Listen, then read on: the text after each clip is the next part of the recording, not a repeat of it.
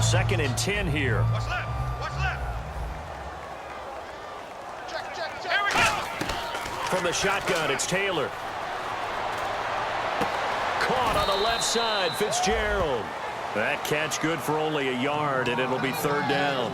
Cool under pressure right there, escaping the pocket and finding what I think was not his primary target.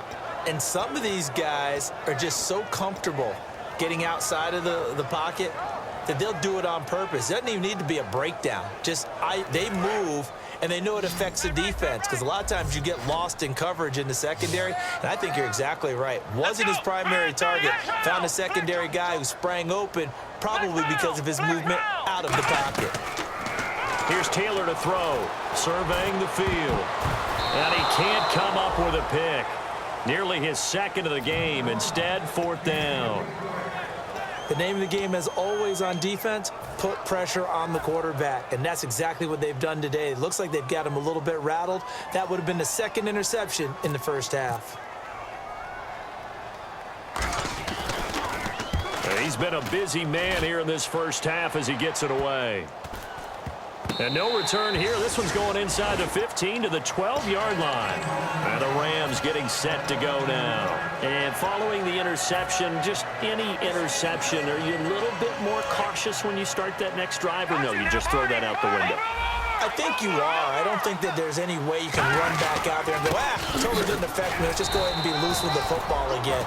You're going to take care of it, but you have to be careful about being too cautious, because now you can't run any offense at all. Still want to attack. We'll see how they attack him here.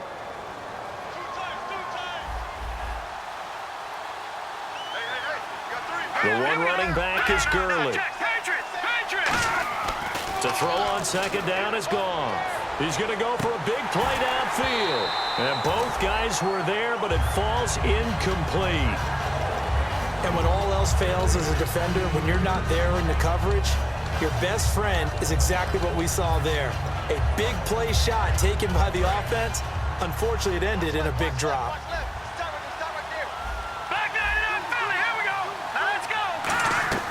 Throwing on 3rd, Goff. He'll dump it down to Hillman. And he's going to get the 1st down here as he's taken down at the 22. It is hard in zone coverage to stop a curl route, because when they see it, they just try and find the open spot and sit down. Yeah, we always talk about finding the soft spot in the zone. What's the key to doing that? How do you do it? You have to read what the coverage is. Is it 2 deep? Is it 3 deep? Because then you know where the linebackers are going to drop, what spots on the field they naturally get to, and you find that open space, and then you're in sync with your quarterback. He should be reading the exact same thing, and they put the ball right on you.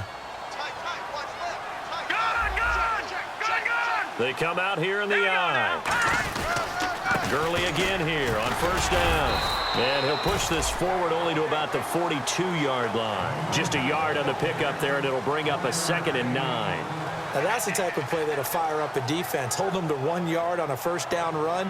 It'll be interesting to see if the offense decides to press the run at all, or if they'll abandon it now after gaining only 1 on that play. 2 minutes to play here in the first half. My good friend Charles and I right back at you after this.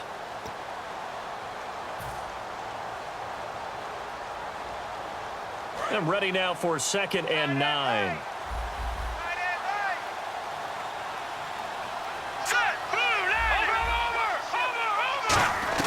On 2nd down, here's Goff.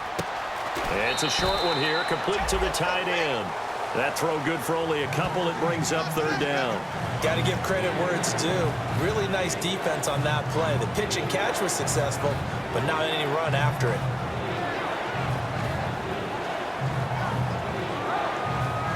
Defense looking to hold serve one last time here on 3rd and 7.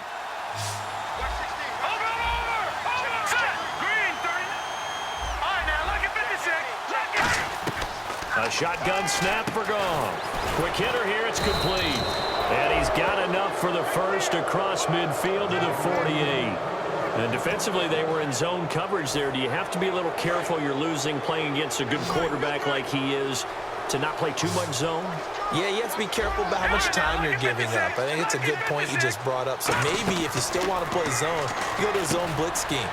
And you can drop anyone out of your defensive front, defensive end, defensive tackle. It doesn't matter. You just exchange someone to bring more pressure towards the quarterback and still try and cover downfield.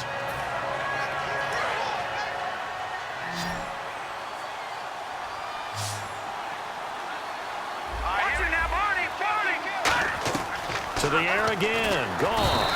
And he's going to go down. Back across midfield. He's sacked at the 46. Now, we talk about players blitzing all the time. I often laugh and sometimes call it just straight-ahead pursuit. What a running start right back to the backfield for him. Yeah, it really didn't give anybody a chance to get up there and stop him. No, I mean, that's really, really difficult. You're asking a whole lot anyway, but when he gets that kind of a start and comes through clean, oftentimes the advantage definitely goes to the defensive player. He's got time. Trying to lay one up deep.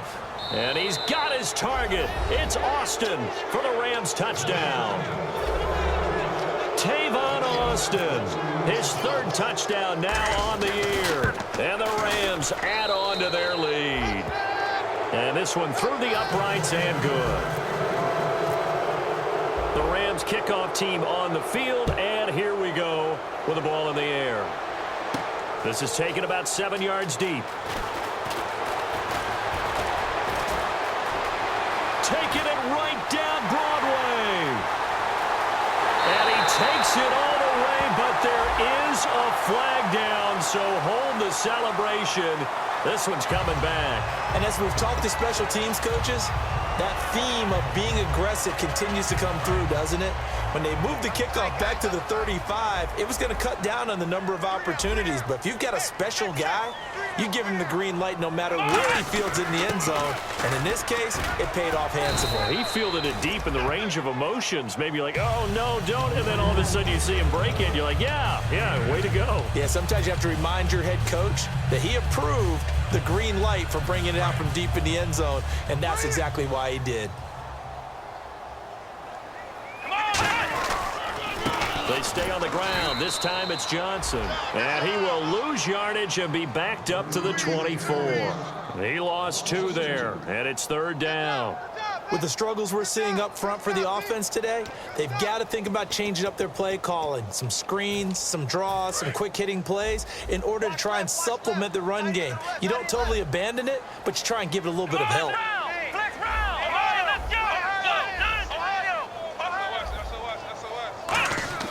Final play of the half, it's Taylor.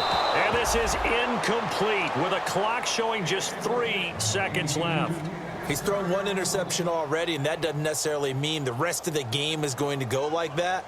But it does seem that he's a little bit off in his approach to this one. Yeah, it does, and that was a risky throw right there. Got to be careful about taking care of the ball, making sure you get back within yourself. I mean, those mechanics that they work on all the time, they're there for a reason. Kind of get back to those and maybe tamp it down a little bit.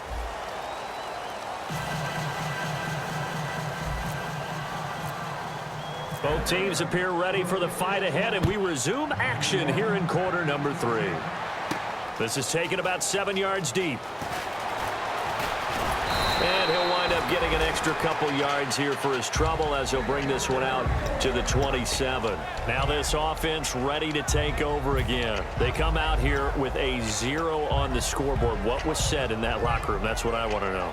I would love to have been in there because we often have the feeling that there's a lot of shouting, screaming, people upset. But typically, halftime locker rooms are a lot more clinical than that.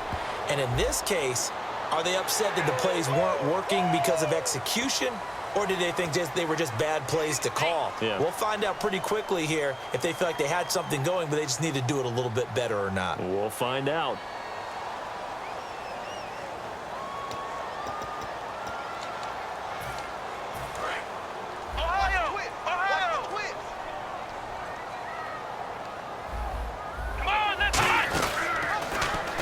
Following the penalty, it's Johnson. Oh, he bowls over him.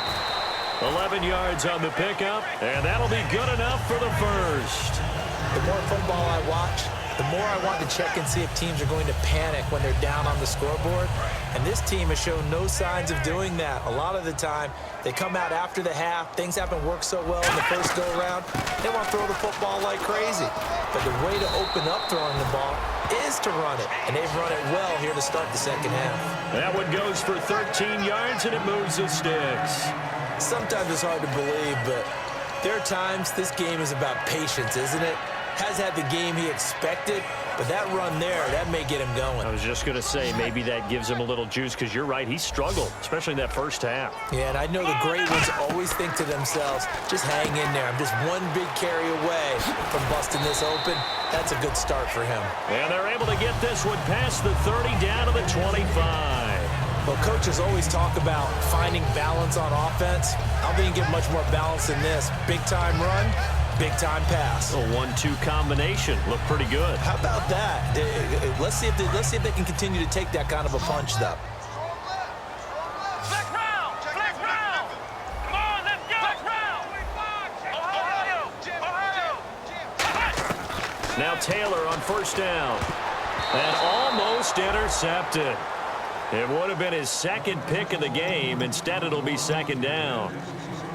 Pretty nice coverage there, but a missed opportunity for an interception. Let's face it, a lot of these defenders, they've got it all. Speed, athleticism, hands, a little bit questionable. On second down, Peterson. They'll be brought down at the 21 after a pickup of 4. Alec Ogletree in on the stop. We always like to talk about defense in terms of levels. First level defensive line, second level linebackers, third level defensive backs. On that run, that was what we call a first level run, and it was stopped by a second level player. Defense thinking pass. They've got the nickel set out on 3rd and 6. Now Taylor, he's got Curse. And he's able to pick up the first before he's brought down inside the 5 at the 4. As the field starts to get condensed, the defense likes that a lot because now you don't have as much space to cover, but a well-run corner route there.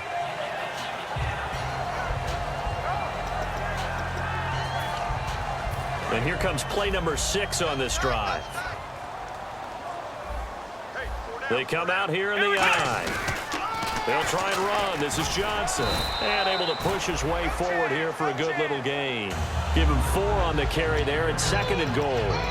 Well, after last week where he kept finding the end zone, what do you have, 2 touchdown runs? Yep. He's got to be just a tad frustrated here. Close, but he hasn't gotten in. Well, maybe they give him another shot. We'll see. Well, I would think so. I think he's built up that type of equity, but the guys on the other side of the ball know it too. They come out with 1 back and 3 tight ends. They'll run it with Johnson. And he is not going to get in as the big bodies stop him at the 1. And they'll lose a yard that time, and that's going to lead to a 3rd down. Got to figure this is one they need here on 3rd and goal. Flex round! Here we go! Brand 38! Brand 38! Switch! They'll try to run it in. Johnson. And this will result in him losing yardage. Back to the 3. He lost 2, and it brings up 4th. Now on 4th down, Bruce Arians will send out his field goal unit. From the left hash, should be a fairly easy one here. So give them 3 there. A good drive gets them inside the 5, but they couldn't punch it in. And credit this defense, too. That was the old bend but don't break approach, but it kept the offense out of the end zone. That'll be taken in the end zone. And the decision to come out is going to cost him 5 yards with a new rule as he's taken down right at the 20-yard line. Out come the Rams. They'll have it first here to begin the 3rd quarter. And that last drive, a long drive, but not just that. They had a great air attack going. Do they stick with that? I would think that they would, because if they were confident enough to do it on the last drive, starting backed up in their own territory, why would you change anything? They've got to be confident about what they're presenting and continue to do so. Yeah, because the secondary, they really look clueless. And that was amazing because that drive went and went, no adjustments, and no big plays by the defense to knock the ball away. Looking to jam the receivers at the line here. Press coverage look defensively. Another carry now for Gurley. And he takes this one just shy of midfield all the way to the 49. And a nice gain of 21 yards. And a nice little broken tackle run there by Todd Gurley, the 10th pick in the 2015 draft. And that's what you get with him, that full package of speed, power, able to catch the ball out of the backfield. Many people doubted him coming out because of the knee injury in college. They're seeing the full Todd Gurley now, and it hurts. Here's Hillman. And he's brought down. A really nice pickup of 14 yards, and it moves the sticks. Absolutely love the run right there. This guy